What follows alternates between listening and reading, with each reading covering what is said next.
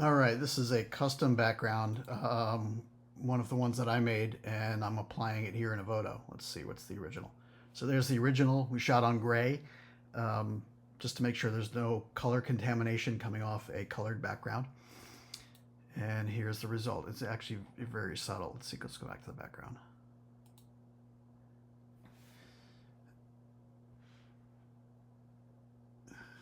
So it's this. Okay, so my backdrops, right?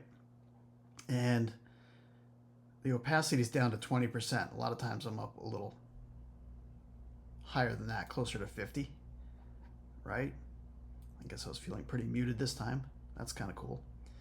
The nice thing is, by being a, at a low opacity, I maintain the natural shadows of the environment. If I was up all the way, I'd have this. I can see this is a vignette. I can see the color banding removal.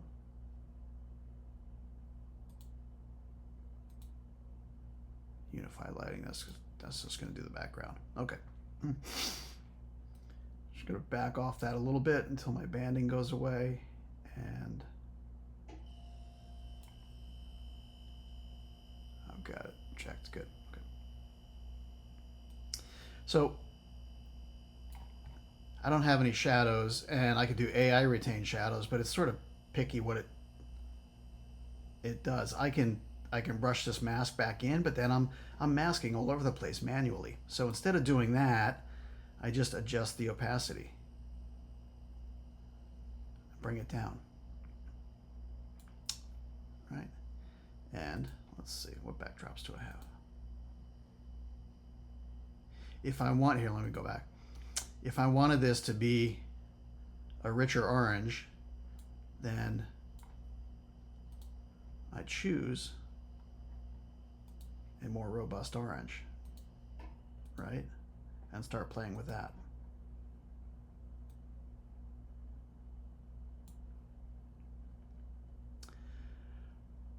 The nice thing about the custom backgrounds is I have, here, let's see, how many do I have? I've got 3 sets, right? The color background, the slight vignette, the solid, and the strong vignette. And actually, let's go back. Solid color are solid colors, right? Same set.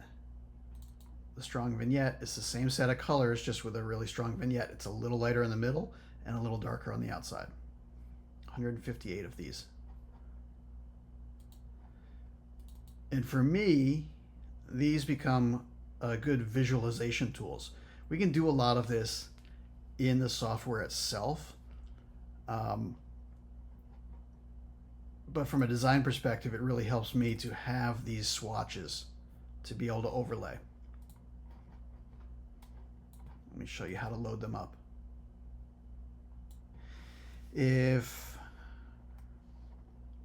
What color are we gonna go? Let's live in the, I was gonna say a blue, but let's see what a series of green does back here, all right? Let's see what I have. All right, there's no green loaded up. So what I'm gonna do is hit the plus button, and I'm gonna go to the strong vignette because I like that. And I could do these kind of neutral, more natural greens. Or I can go down to the more saturated green. Since I'm going to do the opacity down, at 50%, it's not fully applied, I'm going to use the extra saturated greens so I get more color out of it. If I use the desaturated versions, they're going to be, everything's going to be super muted, which can be nice, but I really want to be a little brighter right now. So I'm just going to hold down Command to pick a few. I'm going to not do the neutral. Let's see, do that one, do one of the bright ones. Okay. So let's see what this does. Oh, that's kind of cool.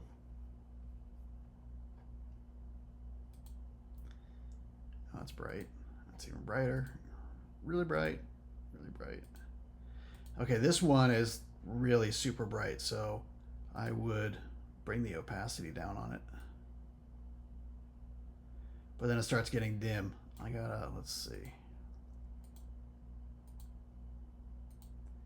Let's see what that does. I mean, that's kind of cool. Kind of springy. This adds a green tint to it.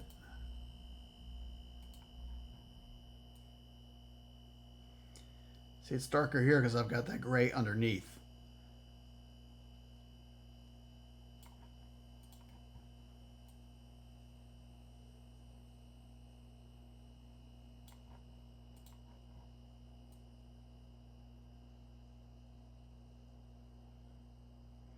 See how these overlays do different things? See how the dark overlay, as I apply it more versus less. Look what happens to the shadow.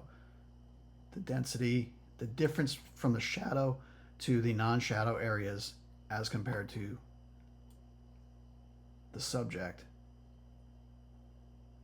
And if I go just one more over, it's a different effect entirely. Okay. That's something that's harder to achieve with the native tools. So I just like using these backgrounds. The backgrounds again, let's see, there are 3 folders of them, all of them based on this. There are 158 in each folder. All of these colors are the same as these colors. The difference is one's flat and one has a vignette. Okay, and there's also the slight vignette.